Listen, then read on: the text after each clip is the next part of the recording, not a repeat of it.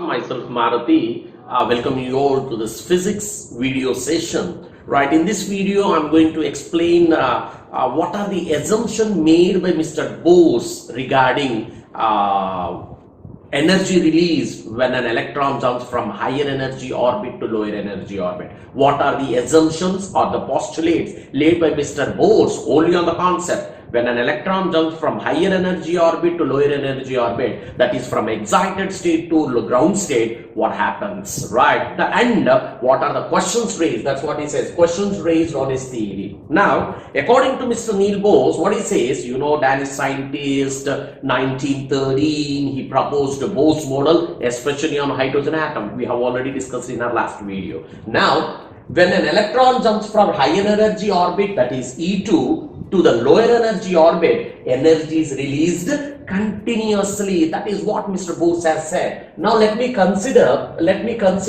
on an orbit. Of course, it's going round. For namesake, I call it as E2. Fine. Now, one more orbit is there, that is the inner orbit. Let us take it as E1. Okay, so this I like to call it as excited state. Okay, right, the electron present here, let us consider that is in excited state. Now consider this as ground state. Okay, this is the general description. When an electron jumps from higher energy orbit to the lower energy orbit, to the lower energy orbit, that is what the point Mr. Neil Bose said. Energy is released out continuously. That is the main point. Yeah, man. When the electron is jumping continuously, energy is released continuously. Now, my point is, if you observe a spectrum,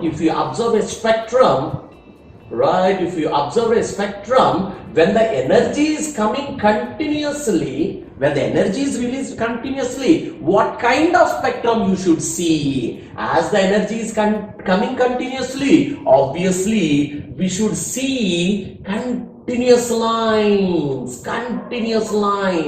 That is what the point says. We should see continuous lines. Why we should see continuous lines, man? Just a simple, man. When electron jumps, energy is released continuously. If we are seeing when the energy is released continuously, we should see band spectrum. What is the band spectrum? The lines, if they are continuous, if they look a group of lines, a bunch of lines, it's called as a band spectrum. That is the main point. Of course, he said energy is released continuously. When an electron jumps from higher energy orbit to lower energy orbit, energy is released continuously. Then obviously we should observe band spectrum. But no, man, we are not observing band spectrum. What kind of spectrum we are able to see? We are able to see discrete lines, separate lines. Right, we are able to see discrete lines. Right, that is called, we are calling it as line spectrum we are able to see. Right, why it is so? When Mr. Bose said that energy is coming continuously, generally we expect band spectrum, right? But what is the reason? That we are able to see line spectrum, discrete separate line? Discrete lines mean discrete separate lines we are able to see in the spectrum. Why? What's the reason? That is what? What are the questions raised? When energy, that is electromagnetic radiation, is released continuously, then what kind of spectrum should be seen? Continuous or band spectrum should be seen. But what is that? What kind of spectrum we are seeing? Line spectrum or emission lines are seen. Right. What is the reason? One more thing. This is the first point. This is the first question. What is the first guessing? Not, I don't want to call it as guessing. This is why assumption. Why this is happening? This is the first question raised. Moreover, if we observe through high resolution electroscope, with the help of high resolution electroscope, if you see the second, the same line spectrum, they are divided into discrete group of lines. Right. Again, this is the question raised. Again, when we observe through high resolution electroscope, what we are able to see, group of fine lines are seen. Again, this single line again broke into three. We are earlier just normal. We are able to see like this. Again, when we are seeing with high resolution electroscope, right, spectroscope, we are able to see this. Now, why, man? What is the reason for this? This is the second question raised. Mr. Bose, he could not account for this. Mr. Bose was not able to explain. Who has explained? Who did that miracle? With the help of what? Who has done? We will learn. Yeah, who solved the questions raised on Mr. Niels Bose? Right. Why, when expected, when energy is coming out in terms of continuous process, we should see band. Right, but why we are able to see line spectrum? Who solved this? That is done by, or that the questions raised on that can be answered by seeing Max Planck quantum theory of radiation. What are all the questions raised on Mr. Niels Bose theory were answered by Mr. Max Planck. By looking at this, we'll get the conclusion, we'll get the solution for everything. What's that? See here, energy, which is nothing but electromagnetic radiation, is emitted in the form of packets called quanta. That's the simple thing. Means, let me tell you, right, what was Mr. Bose saying? If you consider this as something like E1, and if you consider this as the second orbit as E2, this I am taking it as ground state and this is excited state. Now the question is, when an electron jumps from higher energy orbit to lower energy orbit, energy is released out continuously. Energy is released out continuously. But here, yes, it is releasing continuously, no doubt about that. But when it is coming out, it is not coming out continuously. It is filling in a packet. It's getting filled in the packet until it is filled, right? Until it is filled, right? Suppose you assume that. So this is the spectrum what you are able to see.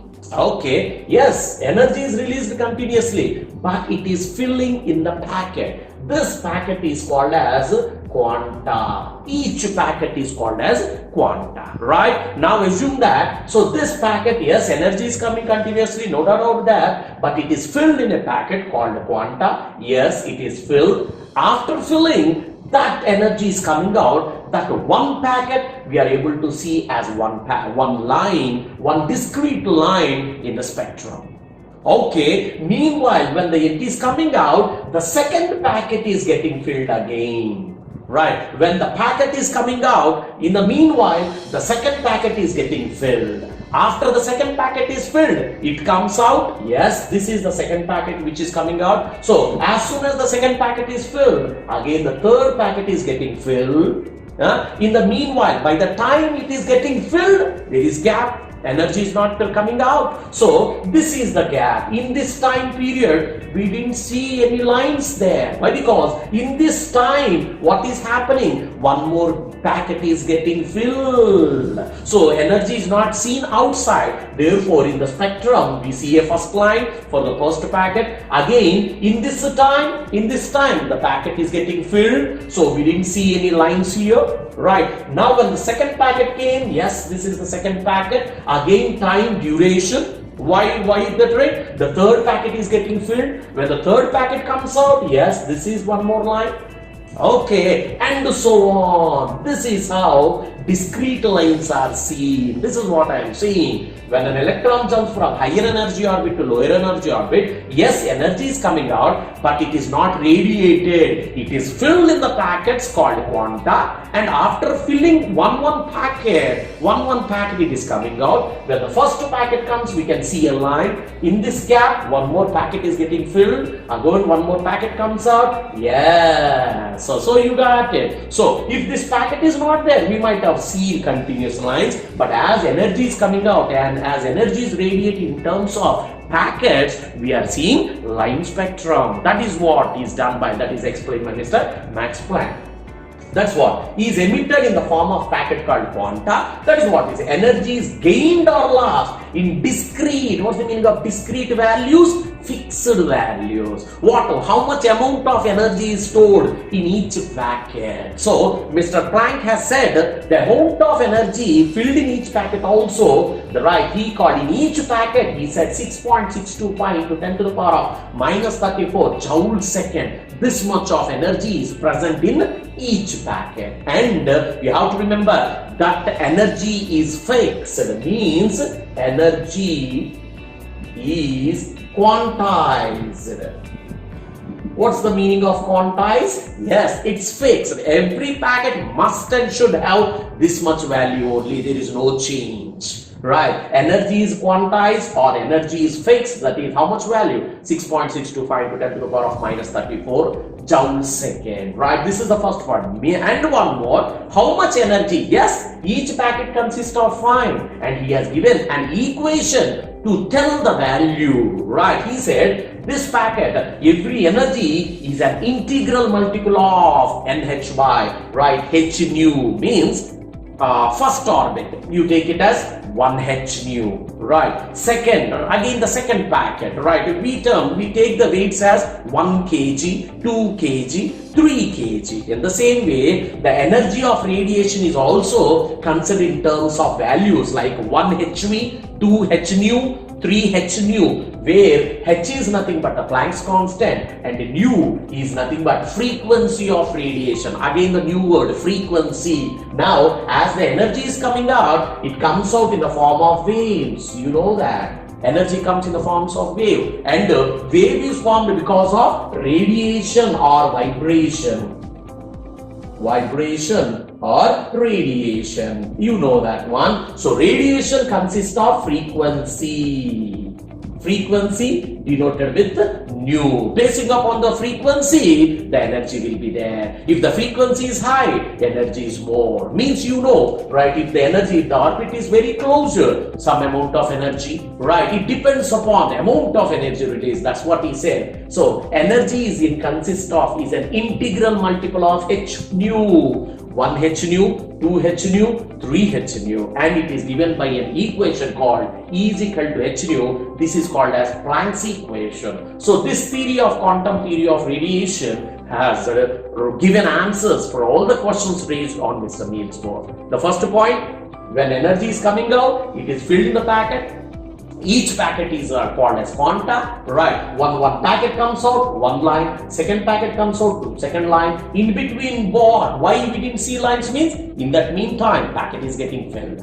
How much amount of energy is present in each packet? This amount, right? And it is given by total energy. How much energy is given with the help of an equation called E is equal to h nu. This fellow, Mr. Max Planck, he rocked.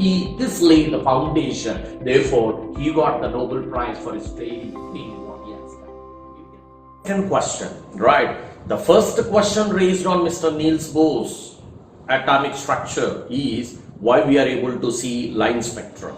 That is answered by Mr. Max Planck, saying that as energy is coming in terms of packet, right? That's why instead of seeing band spectrum, continuous lines, we are seeing one packet, one line, second packet, second line, third packet, third line, and so on. In between, packet is getting filled. That's why instead of continuous lines, we are getting a line, later on a line, and later on a line. That's the answer for the first one. The second question raised on Mr. Niels Bohr was, yes man, fine, line spectrum is fine, but when observed through high intensity spectrometer, telescope or whatever it might be, spectrometer, we are able to see discrete lines. What is the reason for that? Right, again the line spectrum again got divided. Right, we are able to see again fine spectrum, not line spectrum, fine line spectrum we are able to see. Why? What is the reason? That question is resolved or solved by Mr. Sommerfeld. Mr. Sommerfeld,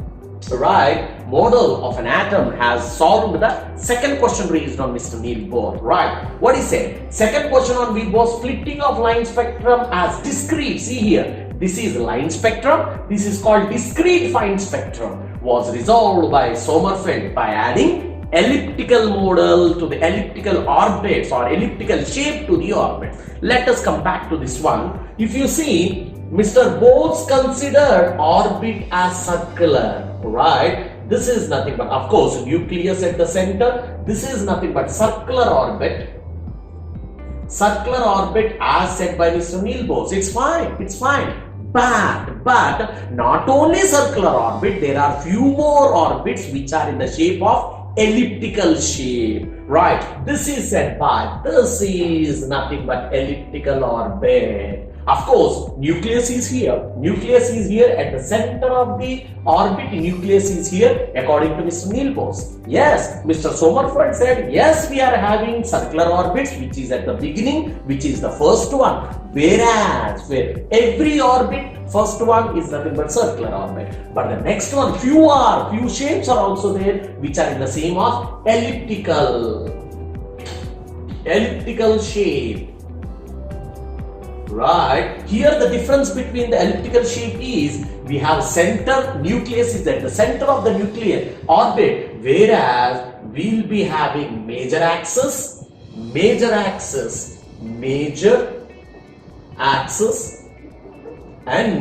minor axis in the form of elliptical shape. Now, where is the nucleus? We'll be having a foci, right? F1 and F2, foci 1 and foci 2. And according to Mr. Arnold Sommerfeld, nucleus is at one of the foci. Nucleus might be here or nucleus might be here. Right, this is, of course, he didn't remove a circular orbit. He added elliptical orbit to the circular orbit. That is what he said. Right, adding elliptical orbits. We have added. Yes, he accepted that the first one is always circular. Later on, the next ones will be the elliptical orbits. Right. So the difference: nucleus is at the center for a circular orbit, whereas nucleus is at one of the foci of the elliptical orbit. That is what he says. Now, in which orbit? How many circulars are there and how many ellipticals are there? That's the question. Yes, Mr. Sommerfeld said there are few elliptical also, but in which orbit? How many circulars are there? How many ellipticals are there? That's the question. Right. Now let's go. Let's show you with the help of diagrammatical picture. Okay. Suppose assume that this is the first orbit. N is equal to 1. Let us take it as K. Okay. Now what he says means K orbit or 1, the first orbit always has only 1. The first orbit is only 1.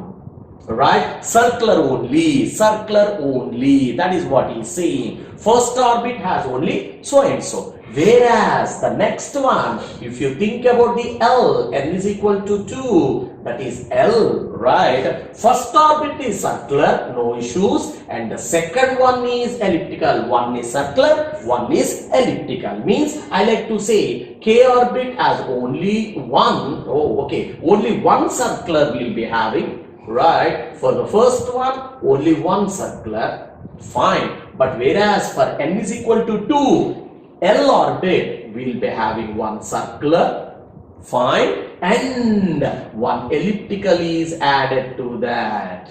So you have to remember, for N is equal to 2, yes, there are two orbits. One is circular, one is elliptical. But for the first one, first only, right? Now let's go for the third one. For third one, this is N is equal to 3, principal quantum number, right? What he says here means first one is as usual the circular one, the second one is elliptical, and the next one there are two elliptical orbits added. I like to go show you with the help of a diagram. The first one is circular, no issues, right? Whereas we are having two more, right? This is the first one and this is the second one. This is how the picture has been shown by Mr. Sommerfeld. I like to repeat. First orbit, I like to give a picture for you. First orbit, K, N is equal to 1, only one circular orbit. K orbit, N is equal to 1, only one circular orbit. Fine. For this one, he has given L is equal to 0, where L is nothing but Sommerfeld number or Arnold Sommerfeld azimuthal quantum number. You can name it azimuthal, right, quantum number. He has given a name L value. Principal quantum number is denoted with N, whereas azimuthal quantum number it is denoted by L. For spherical, circular shape, for circular shape, L is equal to 0. Okay, now see here, for the first one, L is equal to 0, no issues. For the first elliptical orbit, it's L is equal to 1. Okay, for the next one, N is equal to 3, 1 circular and 2 elliptical. For the first circular, it is nothing but L is equal to 0. For the first elliptical, L is equal to 1. The next one, L is equal to 2. Totally 1, 2 and 3. N is equal to 3. Right, now think on why the line spectrum, when we are watching with a high intensity spectrometer, why it is splitting? Why? Because as there are two orbits here, one circular, one elliptical, we are able to see that single line splitting into two lines. Fine. Now let us go with the help of an example. I like to show here. Right, if there is only one orbit, no issues, we are able to see only one line. Okay, now let us assume that earlier it is like this, than single, right? But for the first one, when we are watching with the high intensity spectrometer, first orbit only one line. For the second orbit, we are able to see how many lines? Two lines. It has been splitting. Discrete group of discrete fine spectrum is seen. For the next one, we are able to see 3. That too, not with straight away, not spectrometer. We are seeing with high intensity spectrometer. We can see the lines splitting into fine spectrum. This is the reason. Because of the presence of this elliptical orbit only, which we are able to see with the help of high intensity spectrometer, we can see the discrete spectral lines or fine spectral lines. That is what the point says. The elliptical orbit are because of the influence of the, now this is the point, why they are moving in the elliptical orbit means because there is certain force acting at that foci, the nucleus, central force which is present at the foci. That is what the elliptical orbit are because of the influence of the central force at one of its foci of the elliptical orbit. So, guys, do you think we got the solution for why we are able to see discrete spectral lines?